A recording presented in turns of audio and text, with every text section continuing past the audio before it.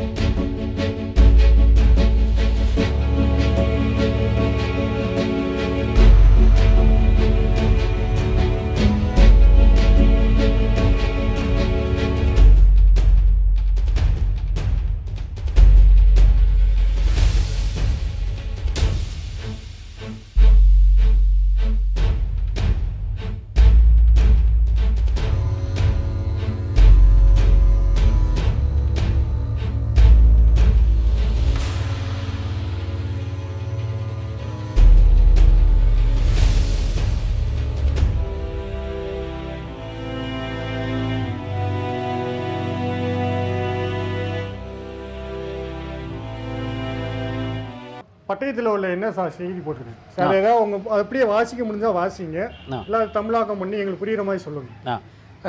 இந்த பட்டயத்தினுடைய தொடக்கத்தில் கடவுள் துணைன்னு ஆரம்பிக்குது. அப்புறம் வந்து கடவுள் துணை அப்படின்னு சொல்லி செப்பேடு ஆரம்பிக்குது. தொடங்குற போது வழக்கமாக செப்பேடுகளில் வந்து ஸ்வஸ்தி ஸ்ரீன்னு ஒரு மங்கள சொல்ல போடுவாங்க. ஆனால் இதில் வந்து இந்த பட்டயத்தில் வந்து எழுத்து பிழைகள் நிறையா இருக்குது. 18ஆம் நூற்றாண்டில் குறிப்பாக வந்து பட்டயங்கள் கல்வெட்டில் வந்து எழுத்து பிழைகள் வந்து மலிந்திருக்கிறத நம்ம நிறையா கல்வெட்டுலையும் செப்பேடுகளையும் பார்க்க முடியுது. அதை அடியொற்றி இதுலேயும் வந்து ஸ்வஸ்தி ஸ்ரீங்கிறத சுகத்தி திதி அப்படின்னு சொல்லி போடுக்குது. பூர்வ புண்ணியம் அந்த மாதிரி போய் சாலிவாகன சகாப்தத்தை சொல்லுது. சாலிவாகன சகாப்தத்தை இது வந்து தவறாக சொல்லுது. 660வது ஆண்டுன்னு சொல்லுது. அது வந்து 1660 ஆண்டாக இருக்கணும். அவங்க எழுதி கொடுத்துருப்பாங்க. இந்த பட்டயத்தை எழுதின தச்சன் அவர் வந்து அந்த 1000 விட்டுட்டு போட்டிருக்காரு அப்படிங்கிறது இதுல இருந்து புரியுது. ஏன்னா அதுக்கு பின்னாடி வர்ற கொல்லம் ஆண்டு இருக்குது இல்லைங்களா, கொல்லம் ஆண்டு 914ன்னு சொல்லுது. இந்த 914 வந்து கிரிகோரியன் ஆண்டுக்கு மாற்றினோம்னா 1738 வருது. அதனால் முன்னாடி இருக்கிற அந்த குடிப்புற சாலிவாகன ஆண்டையும் 1660ன்னு வச்சு கணிக்கிற போது கரெக்டாக அந்த 1738வது ஆண்டு சரியாக வருது. இது வந்து ஆவணி மாதம் 17ஆம் தேதி வெள்ளிக்கிழமை எழுதியிருக்கிறாங்க. குறிப்பாக அன்றைக்கி வந்து சதய நட்சத்திரத்தில் எழுதியிருக்காங்க. அன்றைக்கி வந்து பௌர்ணமி இருந்திருக்குது. அந்த பௌர்ணமி எதனால் பௌர்ணமியை தேர்ந்தெடுத்தாங்கிறது நான் முதல்ல சொன்னேன். அந்த கரணம் பஞ்சாங்க குறிப்புகள் இருக்குது இல்லைங்களா, கரணம், யோகம், திதி, நாள், கிழமை, அந்த நட்சத்திரம், இதுகெல்லாம் சொல்கிறாங்க. நட்சத்திரத்தை வந்து சதயம்னு சொல்லுது, திதியை வந்து பௌர்ணமின்னு சொல்லுது, கிழமை சொல்லுது. இது மொத்தத்தை 5 வகையான பஞ்சாங்க குறிப்புகளை சொல்லுது.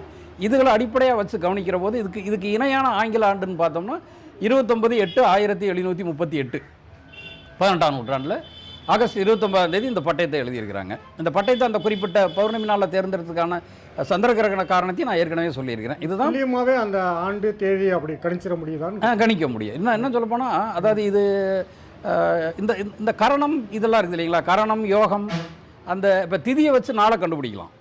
அது மாதிரி கரணம், யோகம் இதுகளை வச்சு எந்த நாளிகையில் இந்த பட்டயம் எழுதுச்சுங்கிறத கூட கணிக்க முடியும் நம்ம.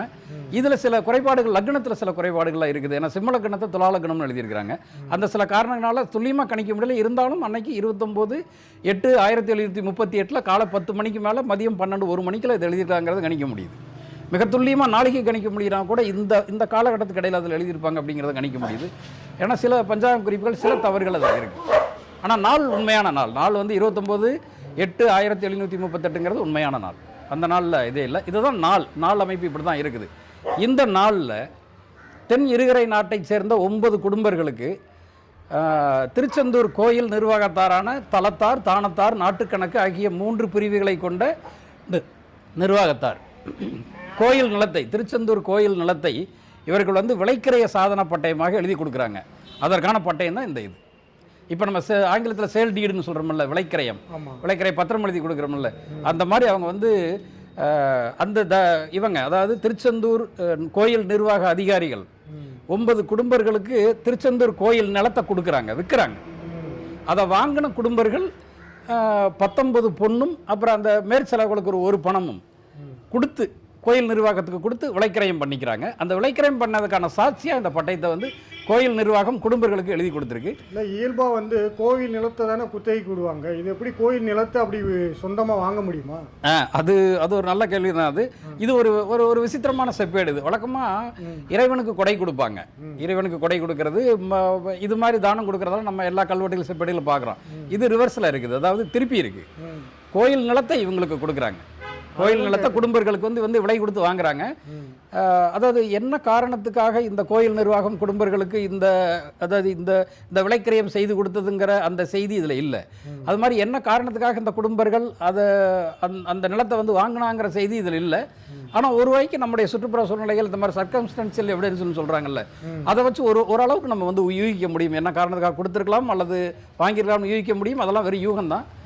பட்டயம் அதில் வந்து சைலண்டாக இருக்குது, அமைதியாக இருக்குது. என்ன காரணம்ங்கிறது இது சொல்லலை. இதுக்கு முன்னாடி இந்த கோயில் நிர்வாகத்துக்கு இந்த 9 குடும்பர்களுக்கும் ஏதாவது பேச்சுவார்த்தையோ வேறு ஏதாவது இது மாதிரி ஏற்பாடுகள் நடந்திருக்கணும். அதை அடியொற்றி தான் இந்த பட்டயம் எழுதியிருக்காங்க. இந்த மூலப்பத்திரமே அல்லது இந்த மூலப்பட்டயமே எல்லா செய்திகளும் சொல்லணும்னு நம்ம எதிர்பார்க்க முடியாது. இதற்கு முன்னாடி சில நிகழ்வுகள் நடந்திருக்கலாம், சில கூட்டங்கள் நடந்திருக்கலாம், அந்த கூட்டங்களில் சில விவாதித்து முடிவு எடுத்திருந்திருக்கலாம், அல்லது சில ஓலைச்சுவடிகள் அவங்களுக்கு கொடுத்துருந்துருக்கலாம், ஏதோ ஒரு இது நடந்துருக்கலாம். ஏன்னா இதுவே முழுசாக அந்த செய்தியை சொல்லுதுன்னு சொல்ல முடியல. ஏன்னா அந்த குறிப்பிட்ட 2 இதில் சைலண்ட்டாக இது இருக்கிறதுனால இதுக்கு முன்னாடி அவங்க ஏதோ பண்ணியிருக்காங்கிறது புரிய வருது. இல்லை, அதுதான் இப்போ சந்தேகமாக இருக்குது. கோயில் வந்து ஒரு தனி நபருக்கு வந்து ஒரு கோயில் சொத்தை வந்து விற்குதுன்னா அப்புறம் கோயில் அந்த அளவுக்கு திவாலா இருக்கா இல்லை எப்படி நம்ம எடுத்துக்கிறது? அது ஆமாம், இல்லை கோயில் திவாலா இருக்கும்னு அப்படி அது வந்து வாஸ்தவம். அது கோயிலுக்கு கேள்விதானே சார்? இல்லை கேள்வி சரியான கேள்வி. இதுக்கு வந்து நிறைய கல்வெட்டு சான்றுகள் செப்பேடு சான்றுகள் நிறைய சொல்ல முடியும். ஆனால் கோயிலுக்கு வந்து நித்திய பூஜை செய்யறதுக்கும் அல்லது வந்து மாத பூஜையோ மற்ற அந்த காரியங்கள் செய்யறதுக்கோ வந்து பொருள் இல்லாமல் தவிச்ச இதெல்லாம் நிறைய கல்வெட்டுகள் இருக்குது, நிறைய செப்பேடுகள் இருக்குது. அது கோயில் நிர்வாகம் தவிச்சிருக்கு. அப்போ சில பேர்த்துக்கிட்ட சொல்லி இந்த மாதிரி கோயில் நிர்வாகத்துக்கு நீங்கள் எழுதி கொடுங்கன்னு சொல்லி தானம் கொடை பெற்ற செய்திகள்லாம் இருக்குது.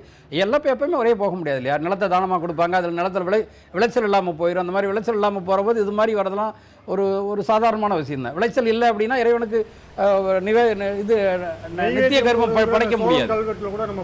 ஆமாம், பார்க்க முடியாது மாதிரி அது படைக்க முடியாது. இல்லை திருப்பணியை தொடர்ச்சியாக கொண்டு போக முடியாது. அந்த காரணங்களுக்காக கோயில் நிர்வாகம் வந்து பூஜை காரியங்களை தடைபடுறது சாதாரண விஷயம் தான்.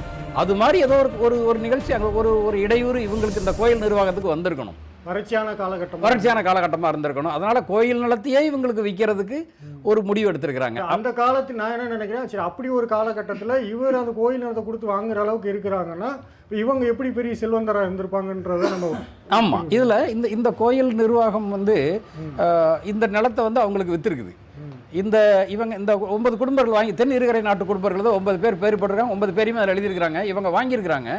என்ன காரணத்துக்கு விற்றாங்கிறது சைலண்டாக இருக்குது, என்ன காரணத்துக்கு இவங்க வாங்கினாங்கிறது சைலண்டாக இருக்குது. இப்போ நம்ம சொன்ன மாதிரி ஏற்கனவே ஒரு யூகம் பண்ண முடியுது.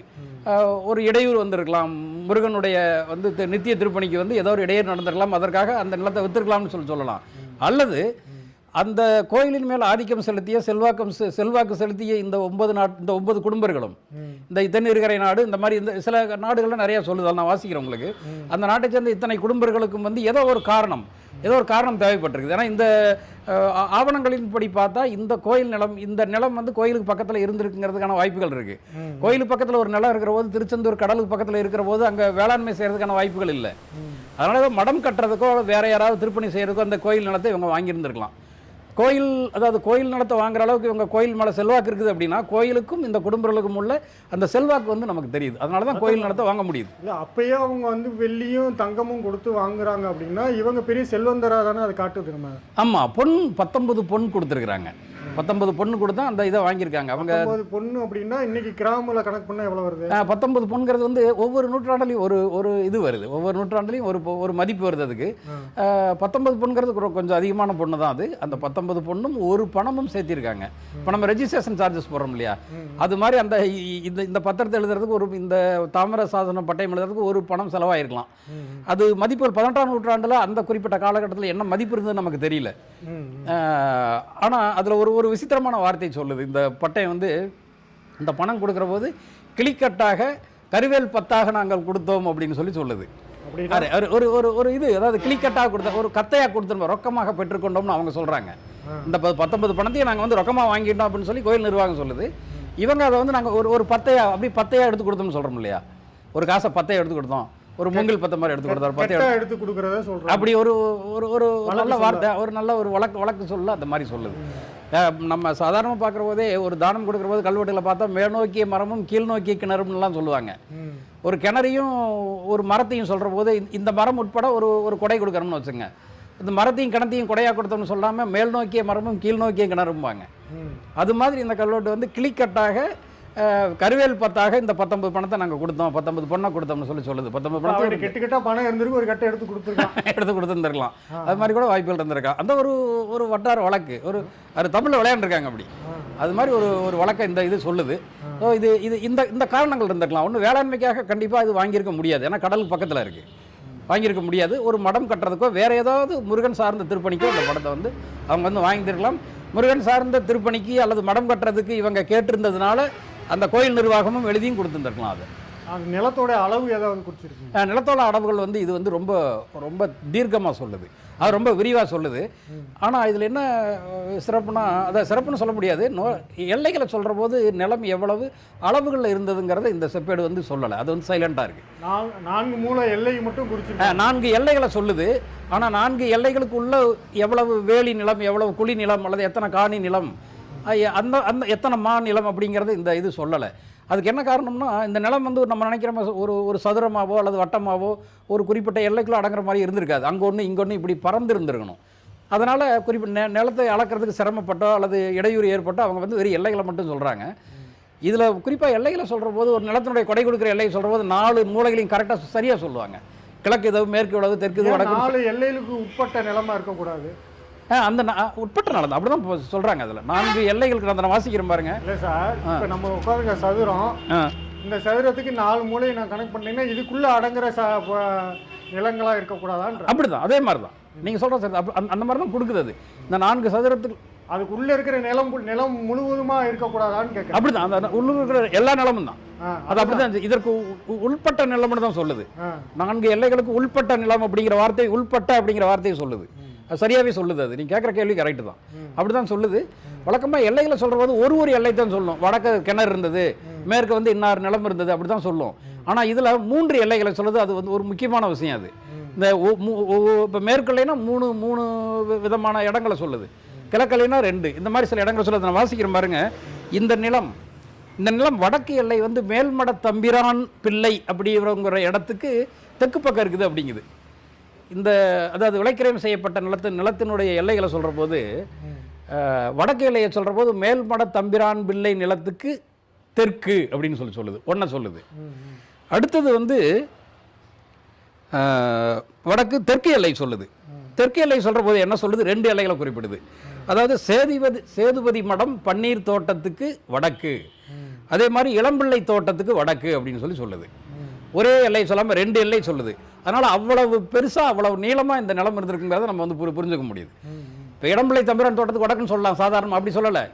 ஒரு சேதுபதி மடத்துக்கு வடக்கு, அதே மாதிரி அதுக்கு பக்கத்தில் இருக்கிற இளம்பிள்ளை தோட்டத்துக்கு வடக்குன்னு சொல்லுது. ஒரு மிகப்பெரிய ஏரியாவாக இருந்திருக்கும், அதனால் இந்த மாதிரி சொல்லுது. அதுக்கடுத்தது வந்து கிழக்கு எல்லை சொல்கிற போது இதே ஆழ்வான் பிள்ளையான் கிணத்து தோட்டத்துக்கு மேற்கு அப்படிங்குது. அப்புறம் இன்னொன்று பக்கத்தில் வந்து அதற்கு இந்த ஆழ்வான் பிள்ளையான் கிணத்து தோட்டத்தினுடைய பக்கத்தில் இருக்கக்கூடிய ஒரு தரிசு நிலம் அதற்கு மேற்குன்னு சொல்லுது. 2 எல்லைகளை சொல்லுது. ஒரு தரிசு நிலத்தையும் சொல்லுது, அந்த எல்லையிலையும் சொல்லுது. இடம் வந்து ரொம்ப நீளமாக ரொம்ப பெருசாக இருந்திருக்குங்கிறது புரியுது. ரொம்ப முக்கியம். மேற்கு எல்லையை சொல்கிற போது 3 எல்லைகளை சொல்லுது. மேற்கு எல்லையில் வந்து ஆதித்த நாடான் மடத்துக்கு கிழக்கு ஒரு எல்லை சொல்லுது. 2வது வந்து வேலுவண்ணான் குன்னிமலை தோட்டத்துக்கு கிழக்கு அப்படின்னு சொல்லுது. இன்னொரு இது சொல்கிற போது அதற்கு பக்கத்தில் இருந்த தரிசு நிலத்திற்கு கிழக்கு அப்படின்னு சொல்லுது. 3 எல்லைகளை சொல்லுது. இவ்வளவு, அதாவது ஒரு எல்லைகளை குறிப்பிடுவதே 2 அல்லது 3 விதமான எல்லைகளை சொல்கிற போது அந்த நிலம் ரொம்ப பெருசாக இருந்திருக்குங்கிறது தெரியுது. ரொம்ப ஏக்கரா கணக்குலையோ ஒரு பெரிய நிலப்பரப்பு, பெரிய நிலப்பரப்பு. அதில் வந்து இதில் ஏன்னா ஒரு எல்லைக்கே 3 விதமான எல்லைகளை சொல்ல வேண்டி இருக்குது அதுக்கு. அதனால் அவ்வளோ பெரிய கண்டிப்பாக நிலம் பெரிய நிலம், அதில் சந்தேகமே இல்லை. இந்த நிலத்தை தான் அந்த காலத்துடைய 19 விலை கொடுத்து இந்த குடும்பர்கள் கோயில் நிர்வாகத்துக்கிட்ட வாங்கியிருக்காங்க. இதில் இந்த கோயில் நிர்வாகம் இருக்குது இல்லைங்களா, இதில் இந்த செப்பேட்டில் வந்து ஒரு சிறப்பு என்னென்னா, அதாவது அந்த காலத்தினுடைய கோயில் நிர்வாக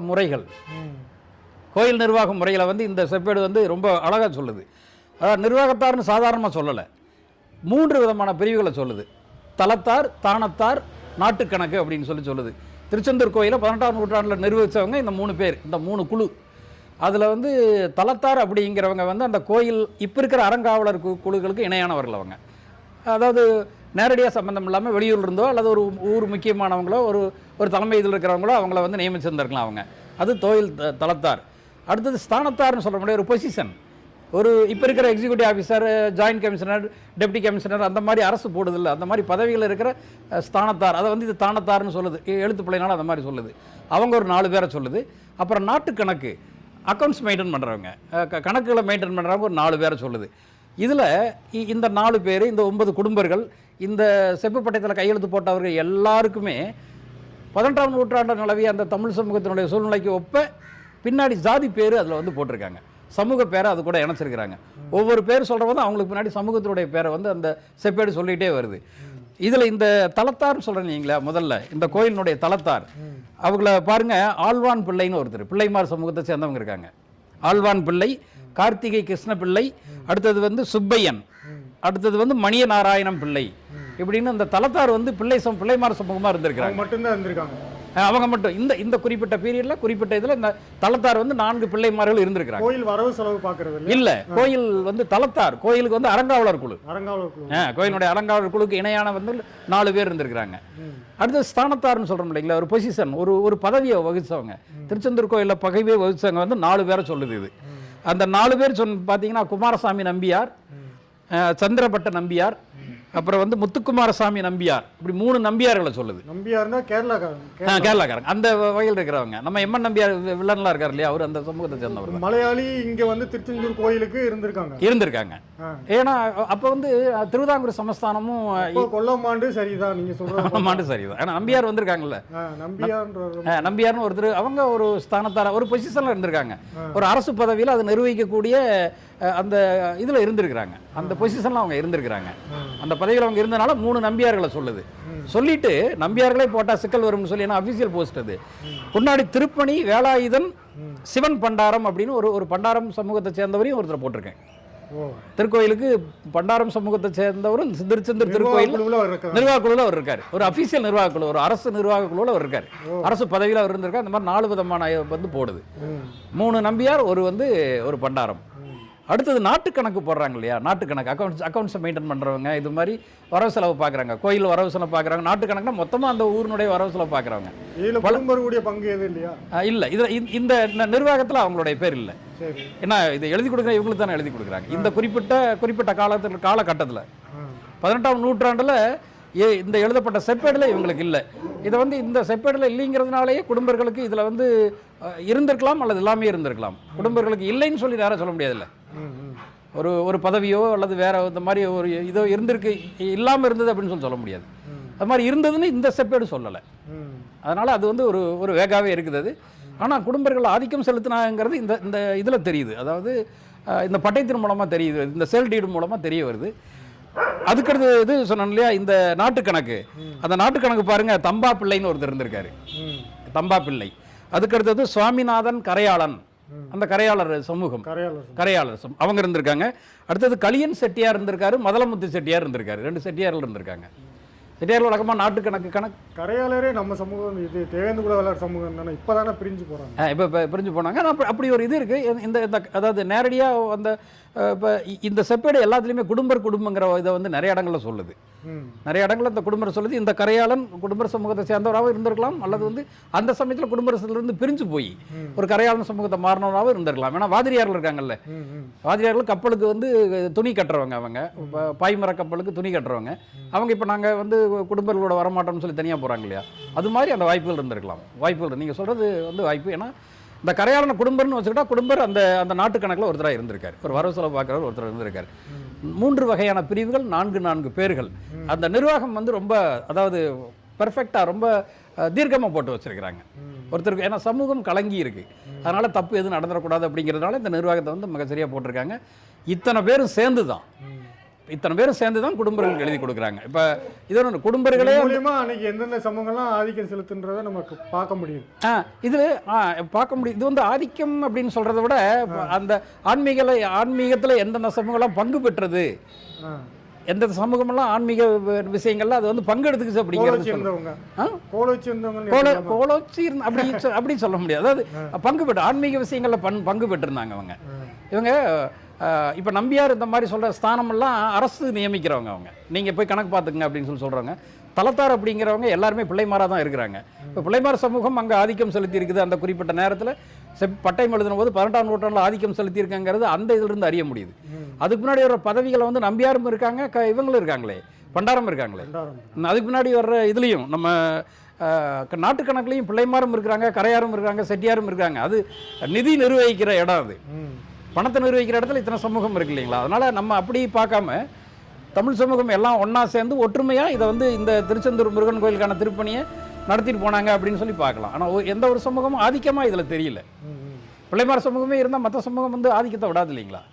அது மாதிரி இல்லை. ஆதிக்கம் அல்லது வந்து கோலோச்சுதல் அந்த மாதிரி விஷயங்களுக்கு இந்த குறிப்பிட்ட செப்பேட்டில் இடமில்லைன்னு நினைக்கிறேன். இந்த குறிப்பிட்ட பட்டயம் எழுதின போது 2 விதமான அரசனுடைய ஆதிக்கம் அங்கே இருந்திருக்கு. நம்ம மதுரை நாயக்கர்களுடைய அந்த ராணி மீனாட்சி, அந்த அம்மாவனுடைய ஆட்சி காலமும் இந்த 1738 தான், கடைசி வருஷம் அவங்களுக்கு. அது கடைசி இறுதி காலகட்டத்தில் நெருங்கியிருக்காங்க. அதே மாதிரி திருவிதாங்கூர் சமஸ்தானத்தில் மார்த்தாண்டவர்மான ஒருத்தர் இருந்தார்.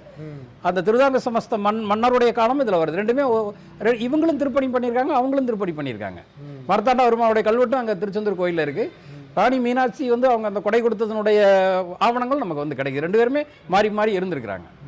அதனால அதாவது ஒரு கோயிலில், ஒரு குறிப்பிட்ட கோயிலில் ஒரு சமூகம் இல்லை அப்படிங்கிறதுனாலேயே அந்த சமூகம் அந்த கோயிலுக்கு பங்கெடுக்கல அல்லது இல்லைன்னு சொல்லுது. நிர்வாகத்தில் இவங்க இருந்திருக்காங்க. மற்ற எவ்வளோ கோயில் விஷயங்கள் எவ்வளோ இருக்குல்ல, அந்தந்த கோயில் ஆன்மீக விஷயங்களை மற்ற சமூகங்கள் பங்கெடுத்துருக்கலாம்.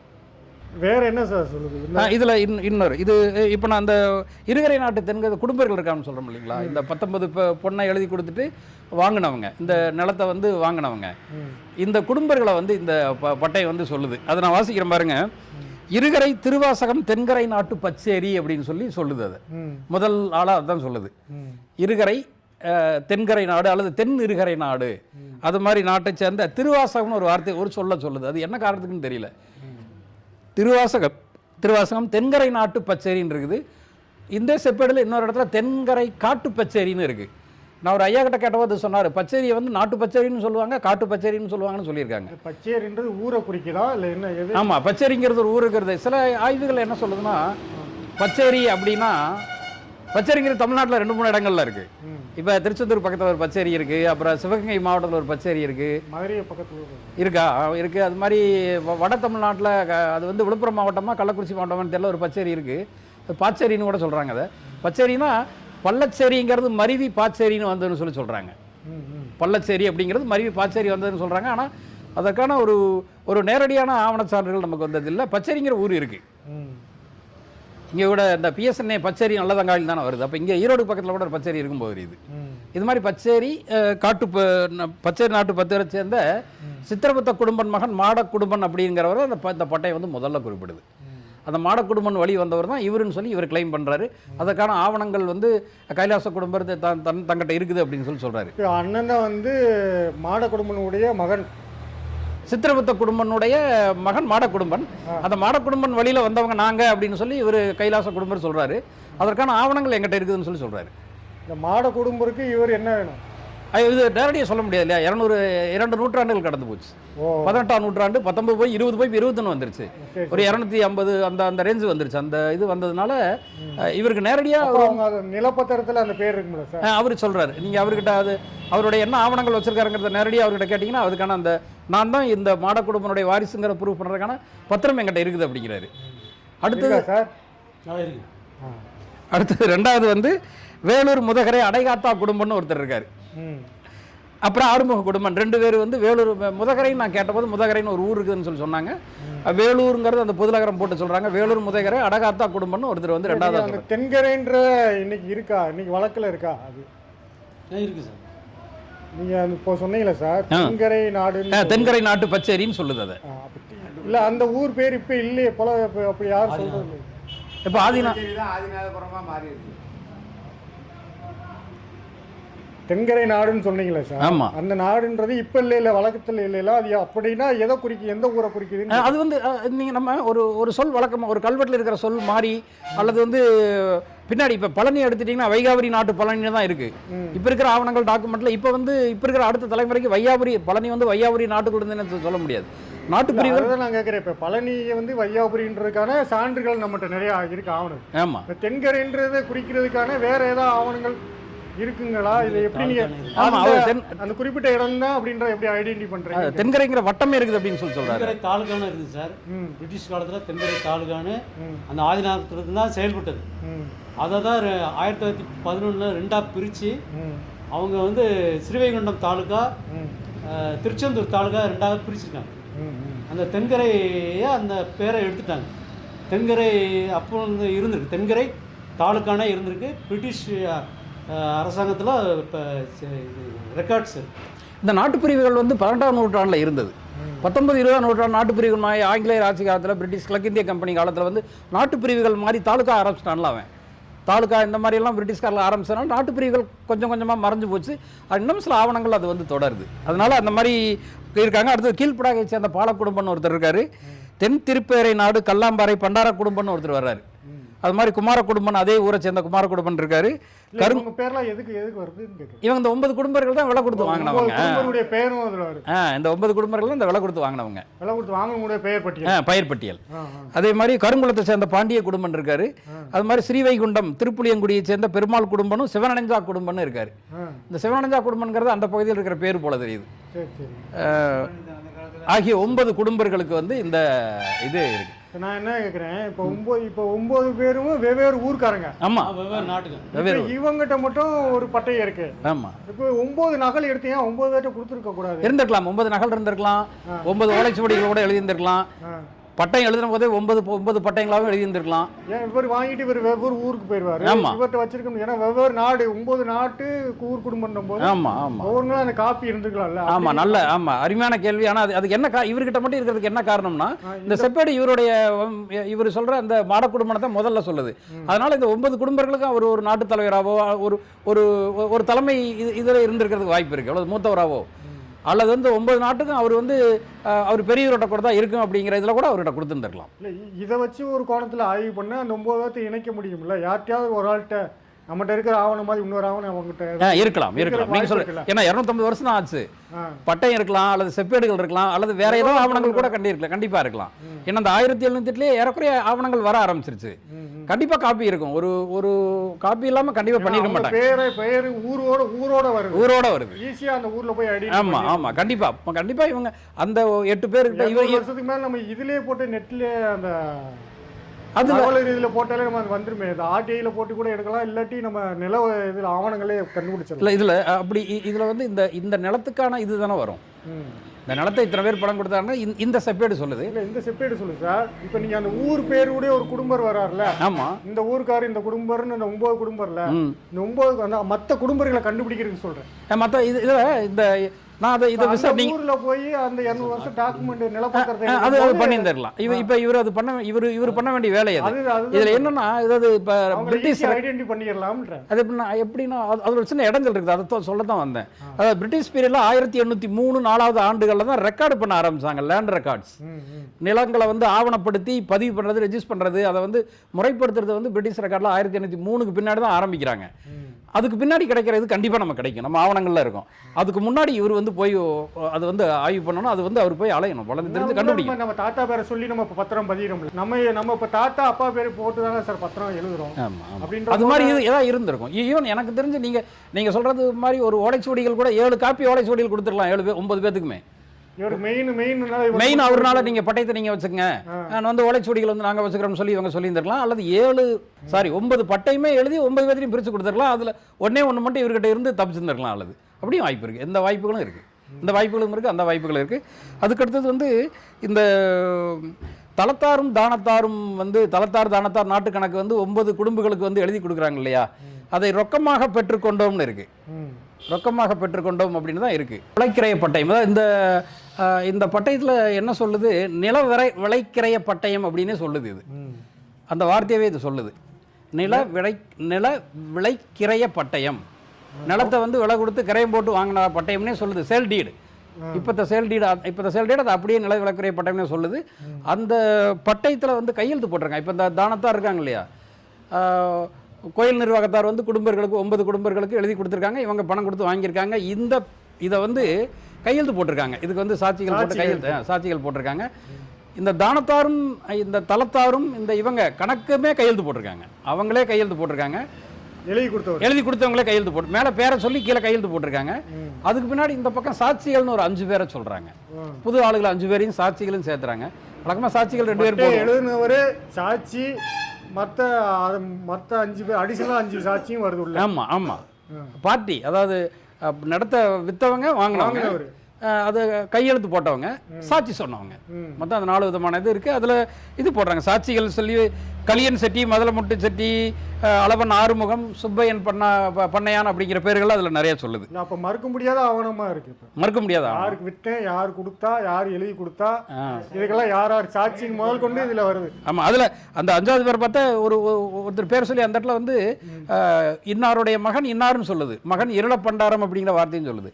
அப்ப 2-3 இருளப்பண்டாரம் இருந்து இன்னார் மகன் இன்னாருன்னு சொல்றதுக்காக அந்த இருளப்பண்டாரம் அப்பா பேரை சொல்லி மகன் பேரை சொல்லுது. அது மாதிரி இது இருக்குது. அது மாதிரி இந்த பட்டயம் எழுதிய ஒரு பேர் வந்து கடைசியில் இந்த பட்டயத்தினுடைய கடைசி வரி 61 வரிகளில் பட்டயம் எழுதியிருக்காங்க. முன்பக்கம் பின்பக்கம் சேர்த்து மொத்தம் 61 வரிகளில் பட்டயம் இருக்குது.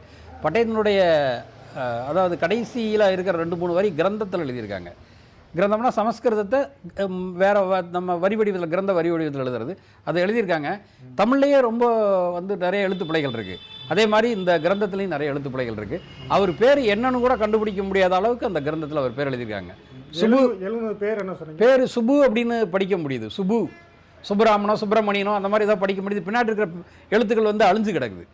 அப்போ ராயன் அப்படின்னு படிக்க முடியுது. ஏதோ ராயர், அந்த ராயர் வந்து சுப்பிரமணியனோ சுப்பராயனோ அல்லது சுப்பிரமணியோ அந்த மாதிரி யாரோ ஒருத்தர் எழுதியிருக்கணும். அது வந்து அழிஞ்சு போயிருக்கு.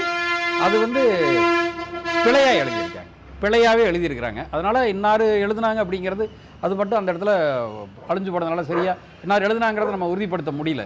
ஆனால் இந்த பட்டயம் வந்து உண்மையான பட்டயம். இந்த பட்டயத்தில் வந்து வேறு சில ஒரு சிறப்பான இதுகள்லாம் இதில் இருக்குது. நான் ஏற்கனவே சொன்னேன் இல்லைங்களா, அதாவது இந்த பட்டயம் வந்து திருச்செந்தூர் கோயில் நிலம் இருக்குல்ல, திருச்செந்தூர் கோயில் நிலத்தை வந்து திருவிளையாட்டம்னு சொல்லுது. திருவிளையாட்டம் அப்படிங்கிற வார்த்தையில் வந்து சொல்லுது. வழக்கமாக சிவனுக்கு அல்லது வந்து இறைவனுக்கு கொடை கொடுக்கக்கூடிய நிலங்கள் வந்து பிரம்மதேயம்னு சொல்லுவோம். அது மாதிரி பெருமாளுக்கு அது வந்து சைவ கொடைகள். பெருமாளுக்கு இந்த மாதிரி வைணவ கொடைகள் கொடுக்கறது, பெருமாள் கொடுக்கறது, அது மாதிரி வைணவ கொடைகளை வந்து திருவிடையாட்டம் அப்படின்னு சொல்லுவோம். திருவிடையாட்டம். முருகனுக்கு கொடுக்கக்கூடிய இந்த கொடையை வந்து அது வந்து திருவிளையாட்டம்னு சொல்லுது. ஒரு புது வார்த்தையில் அது சொல்லுது. அது திருவிளையாட்டமாக கொடுத்தோம். அதாவது முருகனுடைய திருவிளையாடல் அப்படின்றத எடுத்துக்கலாம். இல்லை, அந்த அது இல்லை, அது திருவிளையாடல், அந்த விளையாடல் அல்லது திருவிளையாட்டம்.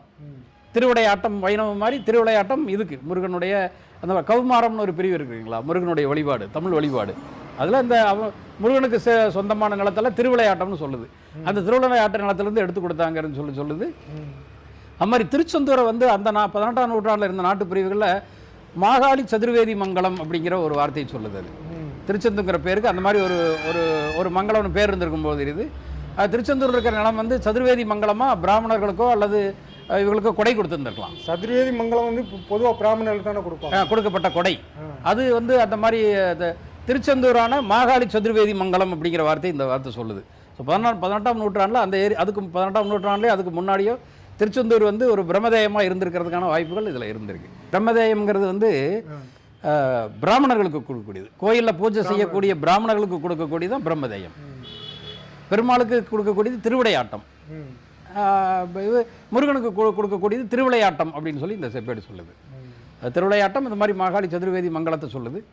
அது மாதிரி நான் ஏற்கனவே சொன்ன மாதிரி இதில் வந்து இது சிறப்பாக அது வந்து சந்திரகிரகண நாளில் இது வந்து எழுதப்பட்டிருக்கிறது. அது ஒரு முக்கியமான இது. அது இந்த செப்பேடுகள் வந்து 18ஆம் நூற்றாண்டை சேர்ந்த தமிழ் சமூகத்தினுடைய சமூக நிலை, அவங்களுடைய கோயில் மேலேயும் ஆன்மீகத்தின் மேலே அவங்களுக்கு இருந்த செல்வாக்கு, அவங்களுக்கு இருந்த அந்த ஈடுபாடு, அதுகளெல்லாம் இந்த செப்பேடு சொல்லுது. பல வரலாற்று தகவல்களை வந்து அந்த 18ஆம் நூற்றாண்டினுடைய பல வரலாற்று, அந்த குறிப்பாக திருச்செந்தூர் நாட்டினுடைய பல வரலாற்று தகவலையும் நம்ம வந்து இது மூலமாக அறிஞ்சிக்க முடியுது. ஏன்னா நாட்டு பிரிவுகளை சொல்லுது, குடும்பங்களை சொல்லுது, தளத்து கணக்குன்னு இந்த மாதிரி கோயில் நிர்வாகத்தை வந்து மிகச்சரியாக பிரித்து வச்சாங்கிறத சொல்லுது.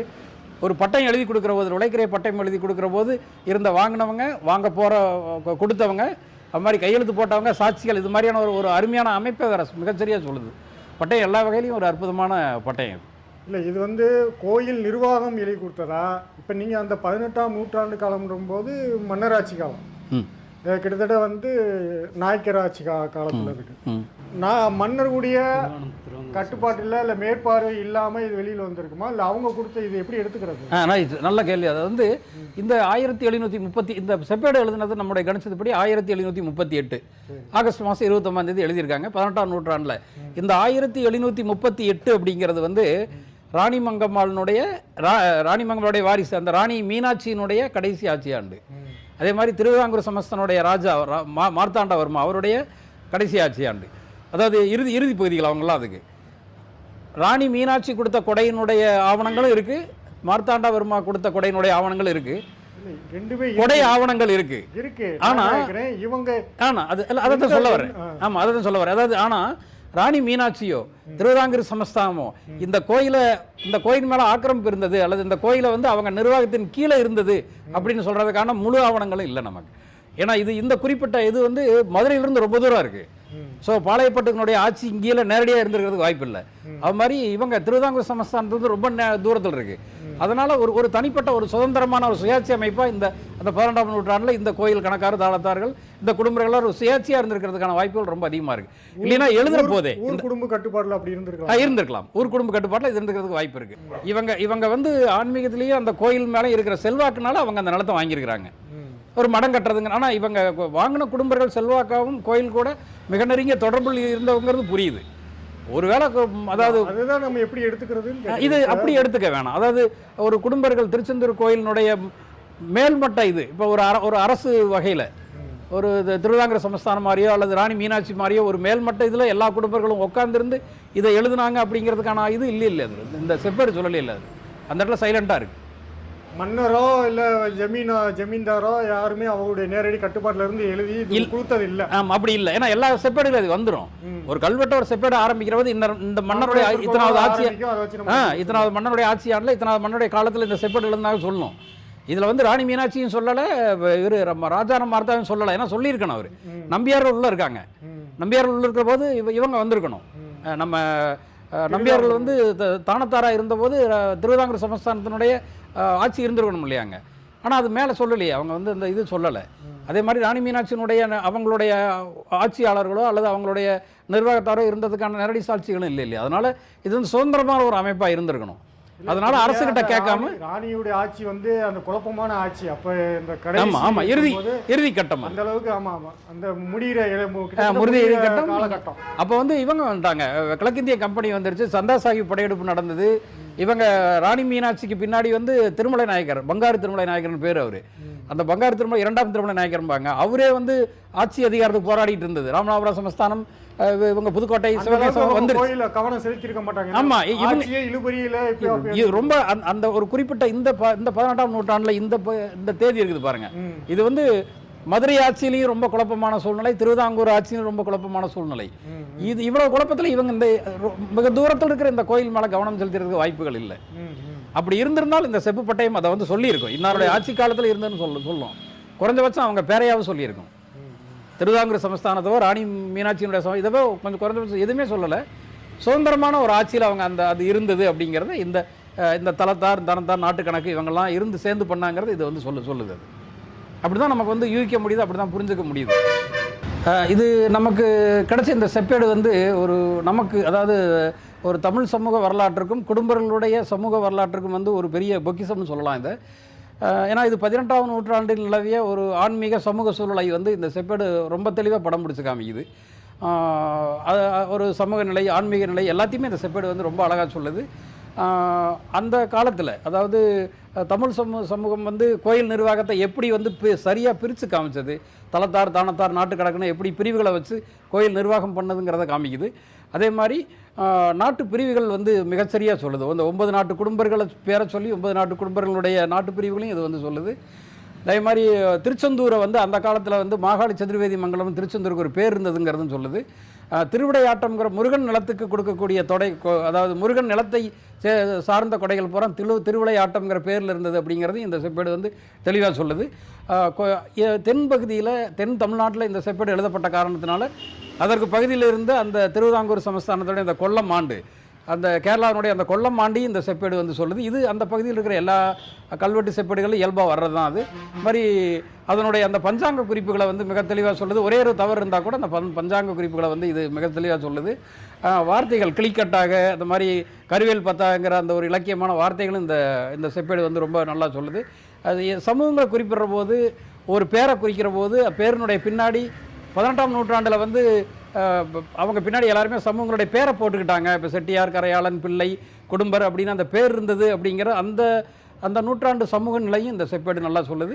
அதே மாதிரி இந்த நிலத்தை விலைக்கு வாங்குற போது எழுதி கொடுக்குறாங்க. அந்த எழுதி கொடுக்குறத ஒரு பத்திரமாக பதியணும், ஆவணமாக பதியணுங்கிற அந்த நிலையும் இது வந்து சொல்லுது. அந்த நடைமுறை மிகச்சரியாக அதை வந்து பத்திரம் பதிவு பண்ணி கொடுத்துருக்காங்க. காசை வாங்கிட்டு அப்படியே அனுப்பி விடலை. காசை வாங்கிட்டு சரியாக அதை வந்து பத்திரம் பதிவு பண்ணி கொடுத்துருக்காங்க.